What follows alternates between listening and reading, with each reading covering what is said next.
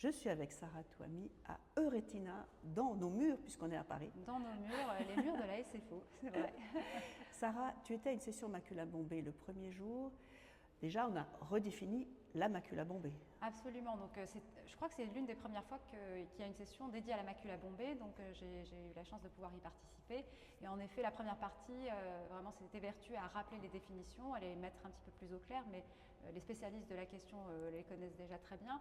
C'est vraiment d'avoir cette convexité qui est au-dessus du nadir de l'épithélium pigmentaire de plus de 50 microns. Donc, il faut bien sûr tracer la ligne horizontale qui relie les deux nadirs et calculer la hauteur du bombement.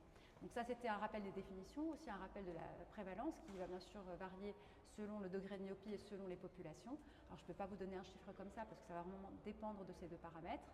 Et puis dire que ce n'est pas si peu fréquent que ça. Il faut vraiment, si vous cherchez, vous trouver. Donc un très beau rappel. Je te laisse me poser la question. Non, mais moi je vais juste faire une précision. Il faut vraiment faire un... C'est ce que j'allais dire. Voilà. Et on ne peut pas se baser juste sur une ligne horizontale, un scan OCT horizontal, il faut faire au moins un vertical et un horizontal. Et en fait, sur cette session, le professeur Tufayl du UK, donc de Londres, a même rappelé qu'il fallait mieux avoir aussi un scan, un multiradial en fait, avec plusieurs Comme on faisait avant, oui, oui. Parce que la courbure peut varier d'orientation. Donc ça, vraiment quelque chose d'important, ce rappel d'imagerie.